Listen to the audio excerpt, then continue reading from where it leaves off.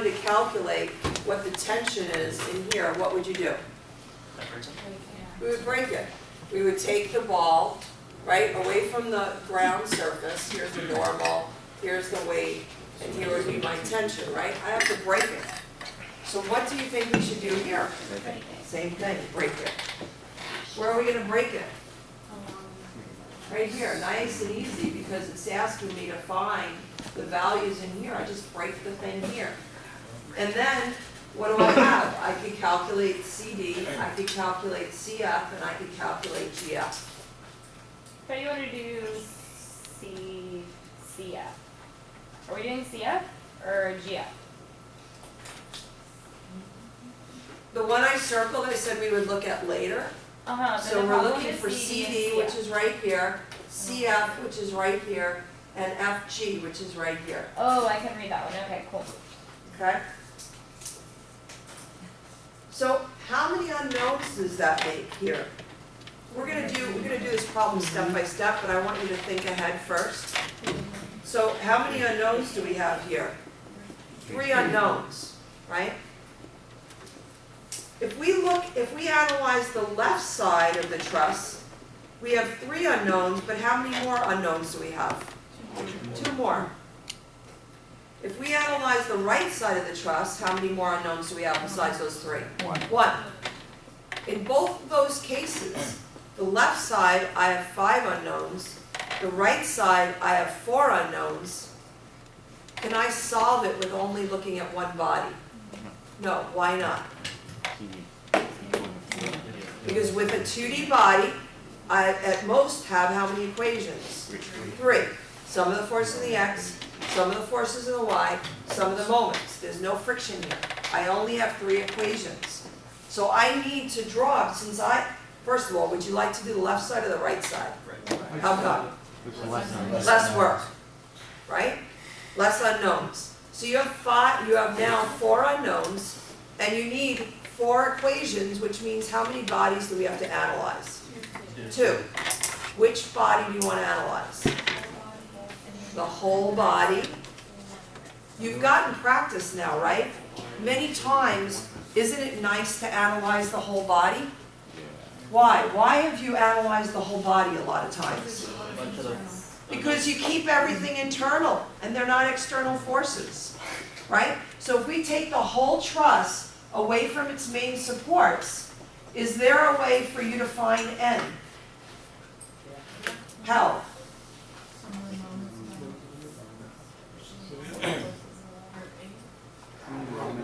Let's try that again. You guys told me that you want to analyze the right side, not the left, because there's only 3 unknowns instead of 5, right? So that means we got to find N. If we analyze the whole truss and we want to find N, what equation are you going to do? Some of the moments about A. So let's do it. So in truss, if you want to have a little piece of paper or something that says the steps in trusses, the first step is to take the whole body away from its supports. So what did you say to do? MA. So the free body diagram, the first free body diagram is the total structure.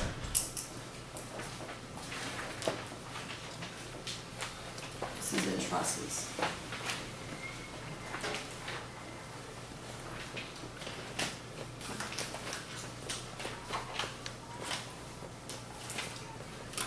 Okay, so some of the moments about A are what? We have, who's up? Lonnie, you're up. So we're doing the whole structure. N times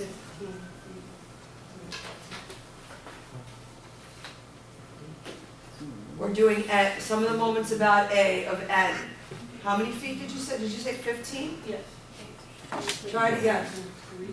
It's 6, 6, and 6, no? Oh, you're right. Yes, sorry, I was looking at the right volume. Okay. 18. Positive or negative? Positive. Okay, let's do the first 1,000 on the left. What's the distance? 6. Positive or negative? Negative. Okay, let's do the 2,000. The first. 12, negative. Right. 2010. 2,000 times 18 negative, 1,000 times and 1,000 times negative or positive. Negative equals 0, and n turns out to be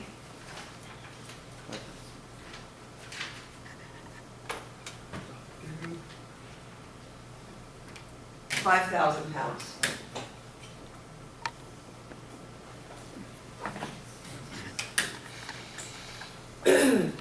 Should we find out what AX and AY are? I see heads saying no. Why not? Because if you cut it in half, and you only have 3 of them. Right, we already decided we only want to look at the right side of the structure, right? If we only want to look at the right side of the structure, we don't need AX and AY. Okay. So the first step, step 1, was to draw the free body diagram of the total structure and find the reaction of the support that you need. Step 2, we split the truss, let's say break. We break the truss and we draw the free body diagram. So what do we have? We have E,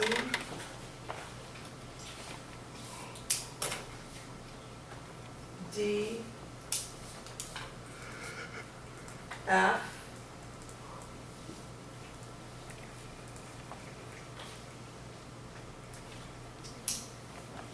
we have the normal here, which we now know is 5,000 pounds. At D, we have 2,000. Here we have 1,000 pounds. What do you want to call this member right here? CD. What do you want to call this one? Yeah. What do you want to call this one?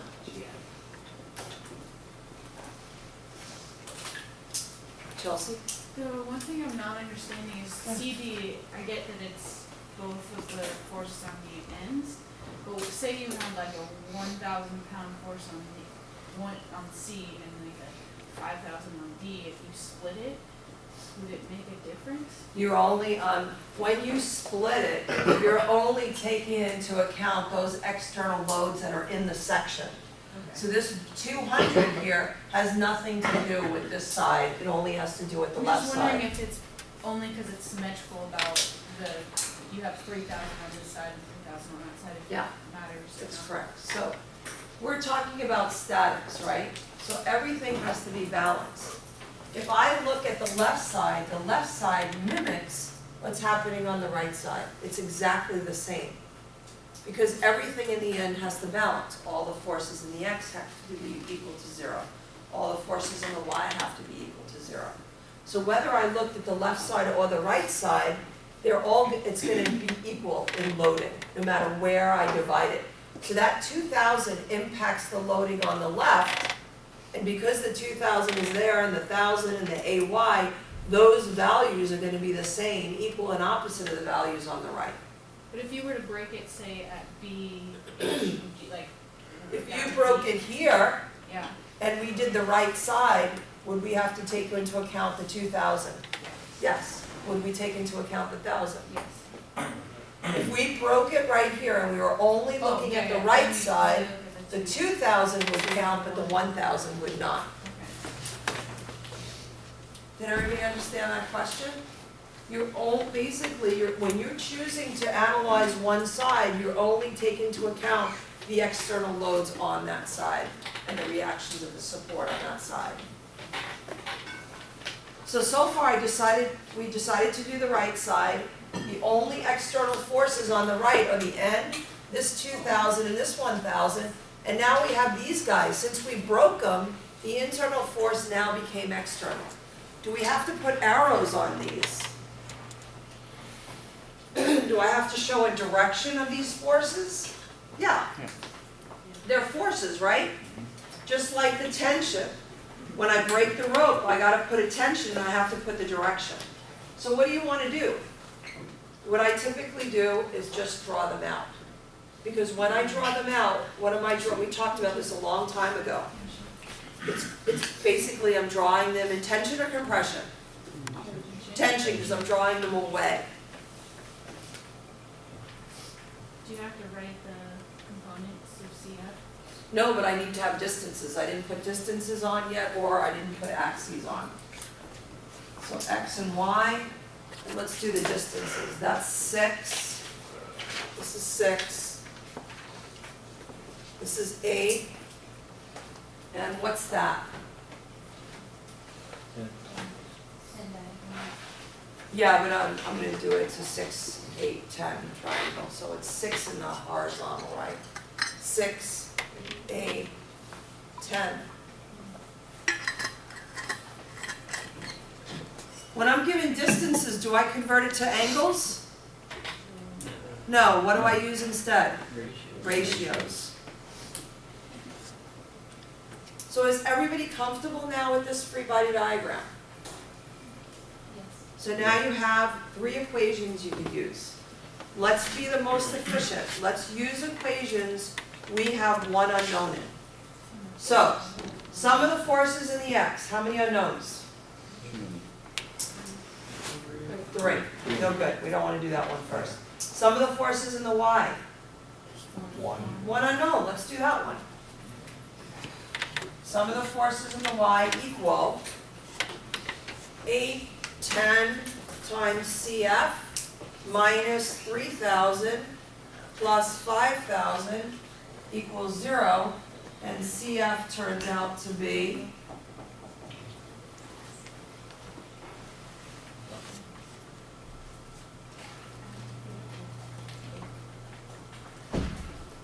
negative 2,500. Would this be considered? Could you see this? The pen is a little light. Can you see that? Let's get rid of this pen.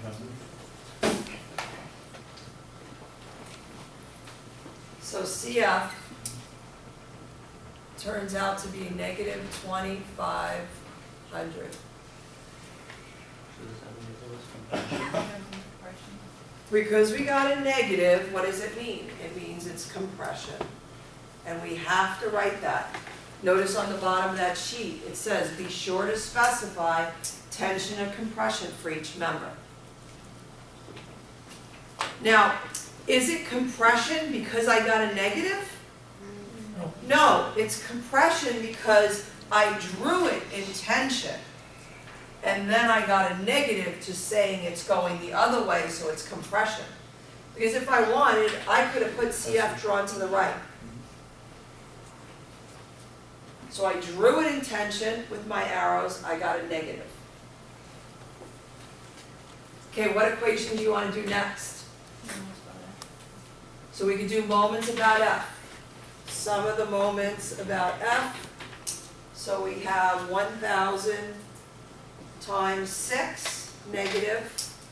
We have CD times 8, positive, and that's it. Well, we could have done that equation first, huh? And CD turns out to be 750. And it came out positive, so what does that mean? Tension or compression? Tension. Sure. So does that mean that the force it's applying on that point is tension or compression, or does it mean the beam itself is experiencing? That member is that experiencing it. So the when you do, well, the advantages of trusses is one, when you have a triangular shape, it's very stiff and stable. Also, what's nice about triangles, you don't really need to have the material inside, because material costs money, right? Material just in general costs money. The more material you have on something, the more costly it takes to transport it, right? The heavier the material, the more material, the heavier the material, the more you're going to have to pay for your truck to haul it around, right? So you want lighter structures. And trusses allow you to have a very stable structure that's somewhat lighter, because there's not all that material in there. So each of these members is either experiencing compression or tension. compression, or tension, each one of those. So we just learned that, what did we just do? CD is experiencing tension, so it's being, CD is being pulled. But what's happening with CF? It's being compressed. So each one of these members is experiencing tension or compression.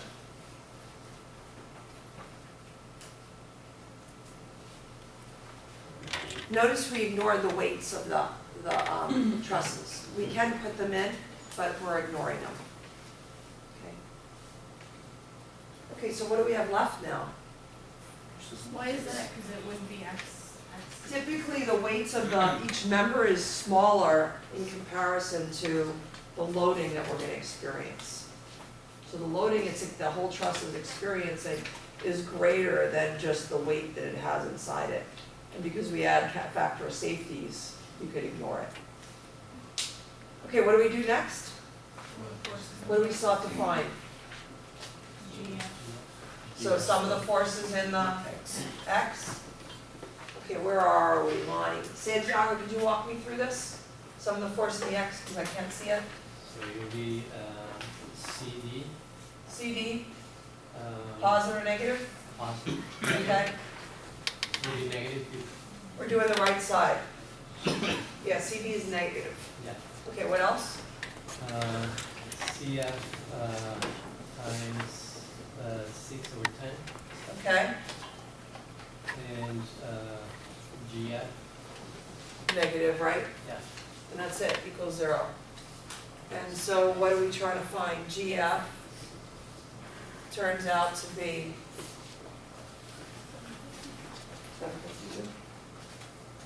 yeah, and it's a positive. And since it's 750, tension or compression, Janae? Right.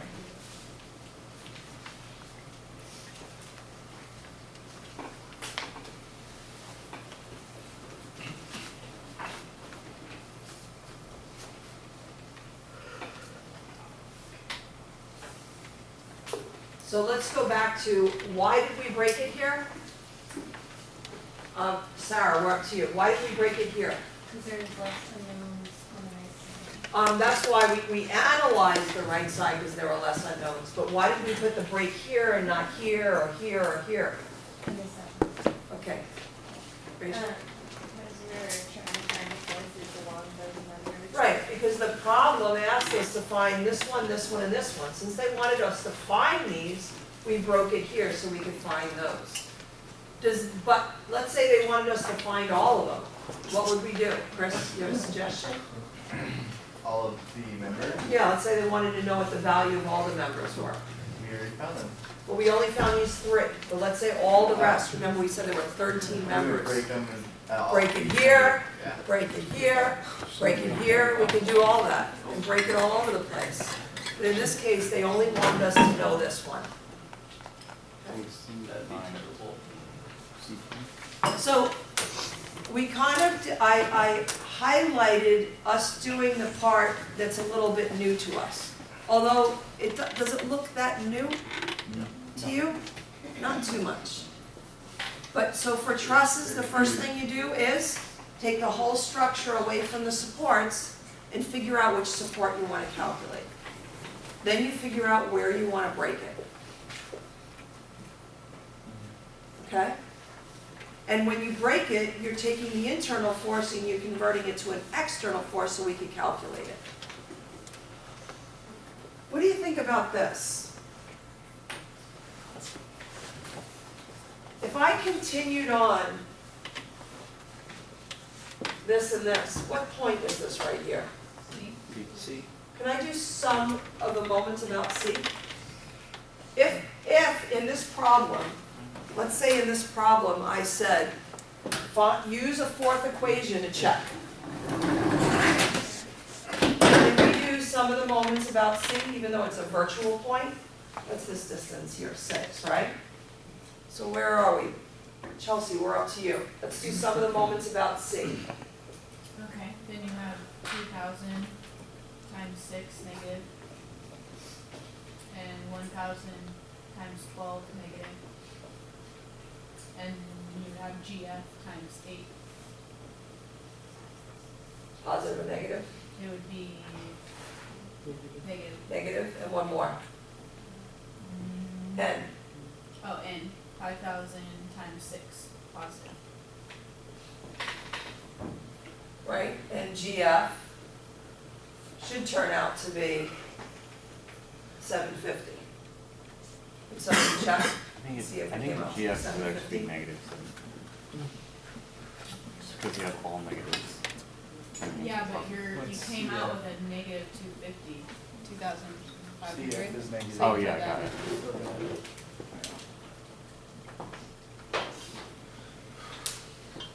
I think sometimes, in looking at the exams and the homeworks, you guys get stuck on stuff from the past, more so than the statics.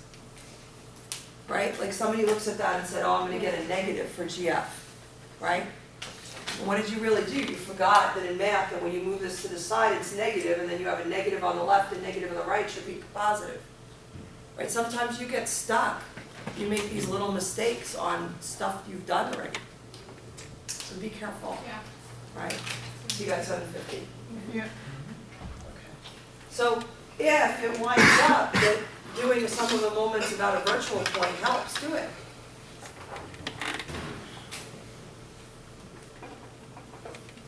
Okay, so we're gonna